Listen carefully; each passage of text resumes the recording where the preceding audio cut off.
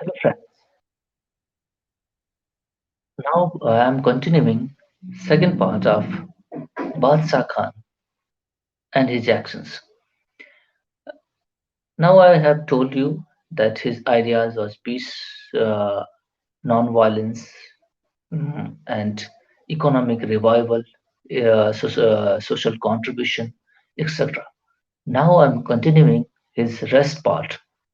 Besides believing that learning skills like spinning and weaving could promote the cause of peace, Frontier Gandhi also pushed for the ideal of self-sufficiency. You have to make your own clothes, and you have to, uh, do agriculture for your food by yourself.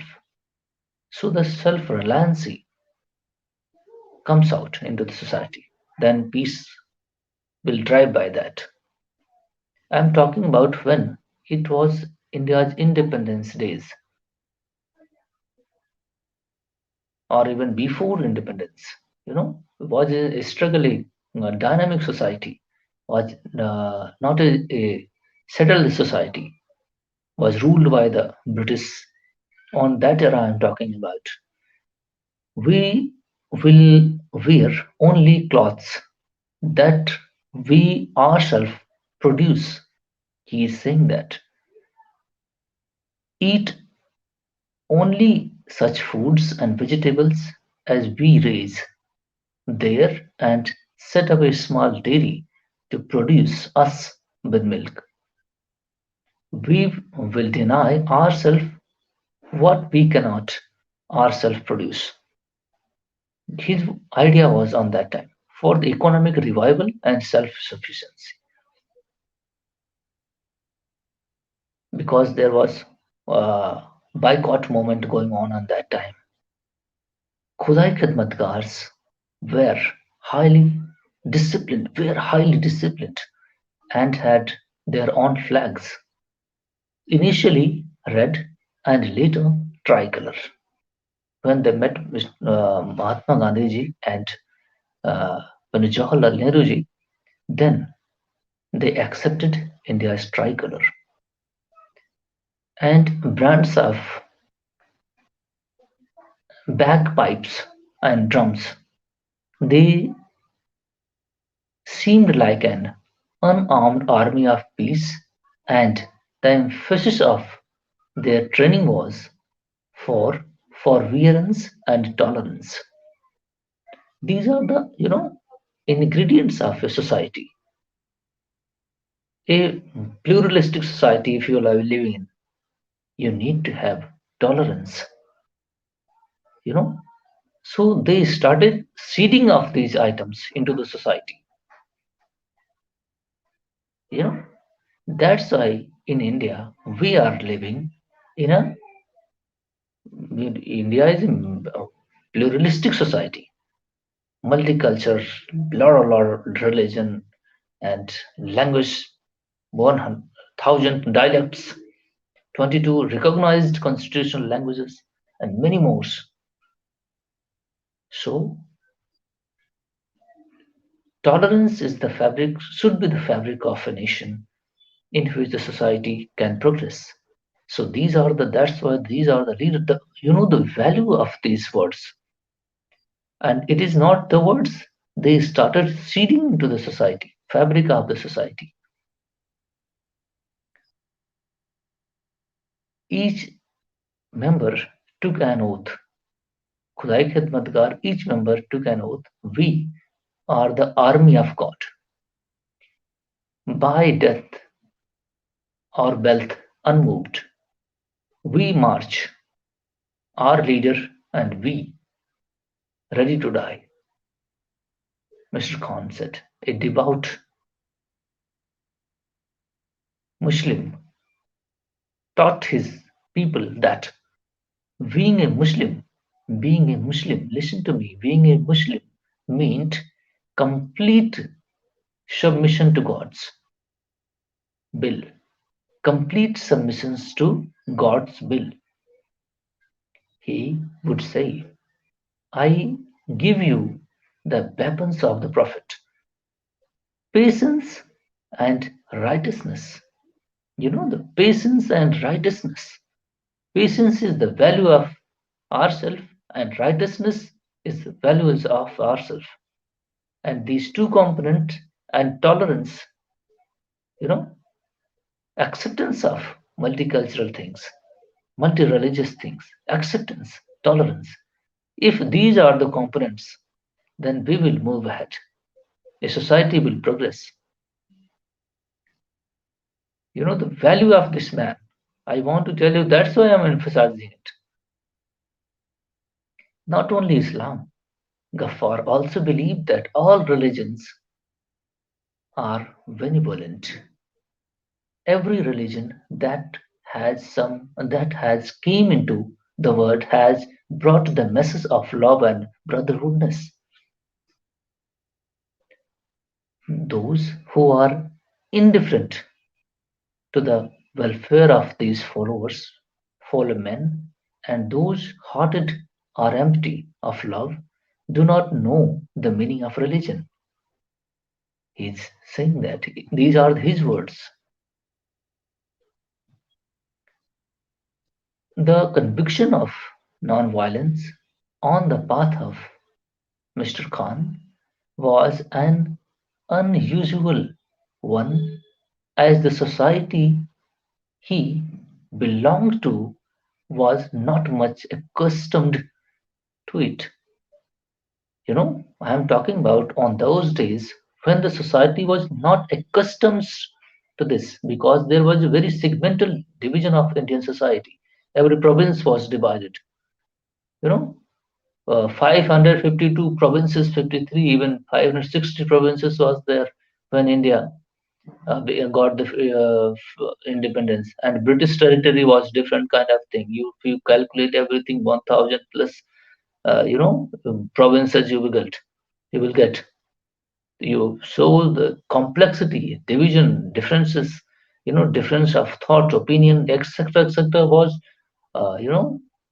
flowing on that time. Not was an ordinary society, India, on that time. So you must have to understand these words and these values of these words. If these words, values had promoted on that time, India would not have divided into many parts. But these words didn't get the actual meaning to everybody. Somebody who also started, division of society on the behalf of religion, etc. And we are also witnessing right now many segments of society is still going on, dividing people, promoting their own ideas, but they are under the fabric of these words. But Mr. Khan, non-violence was not merely a belief, it was a way of life. He was ready to counter any change against it. Some remarks that the Pashtuns are a brave and powerful people. But Abdul Gaffar Khan, so his critics saying that the Pashtuns are the brave and powerful people, but Abdul Gaffar Khan wants to turn these guys into cowards. His critics saying against him. The fact of the matter is non-violence is a great force in itself, just as a violence as a force. Non-violence is also a force. The difference is that the weapon of non-violence is preaching or tabligh, while the weapon of violence is the gun. Not only men, a large number of women too joined Abdul Ghaffar Khan movement, and it's promoted equality of women and female education. Pathan people participated in non-violence campaign would frequently take their stand facing the police or lie down in order line holding copies of the Quran. The British, however, thought of Abdul Gaffar Khan movement was a ruse. He, then a non-violent Pathan, was unthinkable, a fraud that masked something cunning and darkly treacherous. In the most horrific case, the British killed about 400 Khidai Khidmat members in Peshawar on 23rd April 1930, and massacre of the Quessa Khawani Bazaar became a defining moment in the non-violence struggle to drive British out. In the face of running bullets of the British rulers of Khudai Khidmatgar showed utmost patience. They fired bullets, but they showed patience and commitment to the ideas of non-violence. Indian history, Indian people, our ancestors have faced many challenges. Then we are free. We have to value our freedom. We have lost our blood.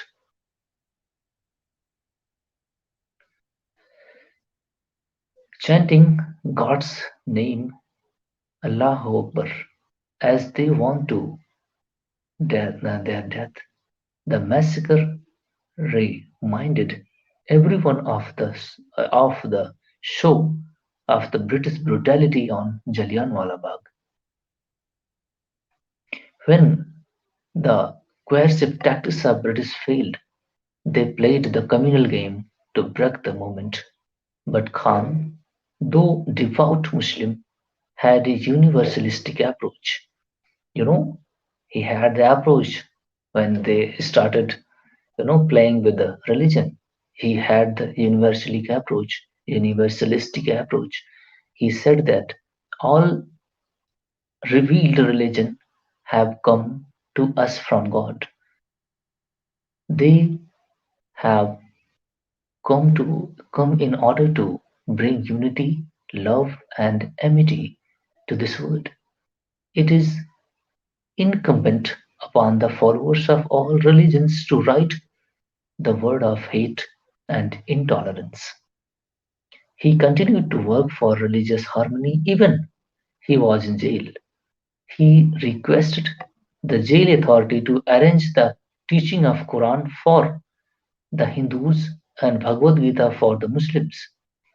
You know, Khan himself would often read the Gita and joined Gandhiji as daily prayers, and also in the readings of the Tulsi Ramayana.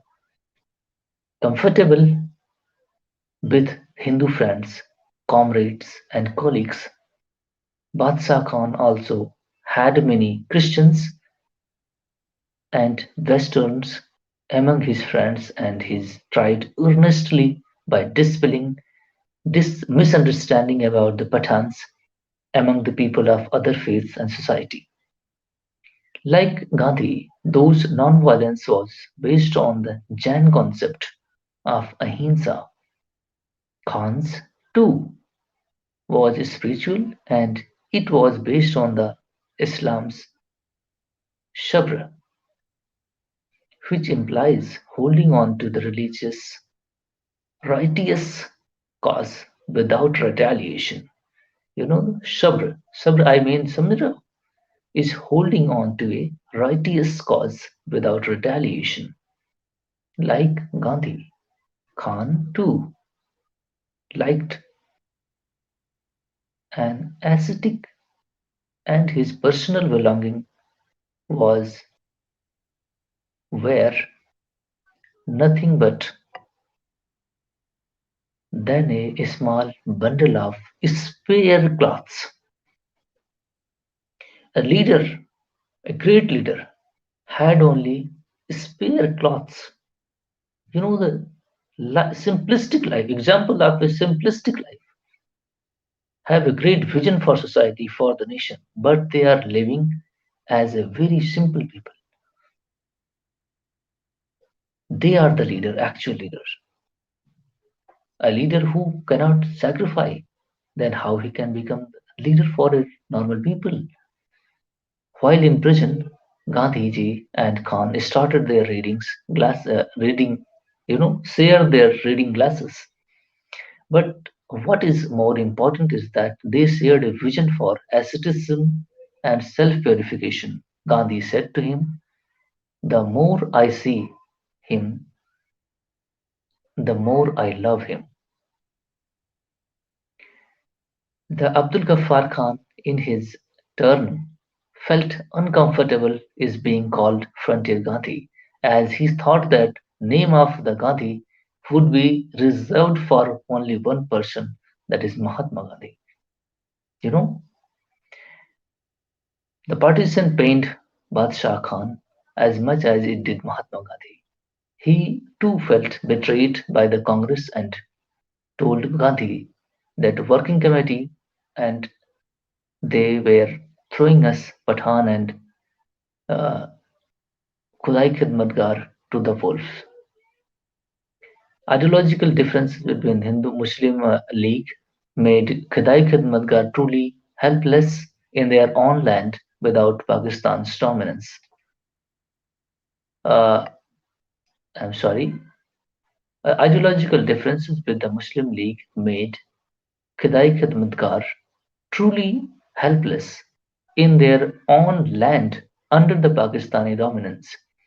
The truth of true to Khan's fears that Khedai Khidmatgar were treated severely after the partition and they were dubbed friends of India and Congress and a traitor of Pakistan. The Khudai Khidmatgar were banned as a political party and most of the Khudai Khidmatgar were thrust into the jail, including Mr. Khan. Though released from the prison due to the deteriorating health condition, he was never happy with any regime of Pakistan. He was awarded the Bharat Ratna in 1987, but in the following year he breathed his last. On his demise, the border between Pakistan and Afghanistan was opened to allow tens of thousands of his followers from Pakistan to travel to Afghanistan to attend his funeral. It is indeed a tribute to the life and attribute of Frontier Gandhi that even the warring Mujahideen and Soviet-backed Afghan government agreed to a ceasefire for 3 days on his demise. His dream of seeing India getting a freedom in the undivided state was ruthlessly shattered at his death saw people of the divided nation united in their grief and homage to the great soul. These are the, you know, article written today. And I have read many things about this particular man, but his greatness is, I told you, his contribution for freedom, for society, the value in the society was great. And his recognition, what he deserved, he didn't get, never get. That's why I am saying that the Pakistan society and itself is on not at the right ground. Definitely it will collapse one day. In my views, when time will decide. Thank you very much. I need your support. If you like it, please subscribe my channel and share it. Thank you very much for listening.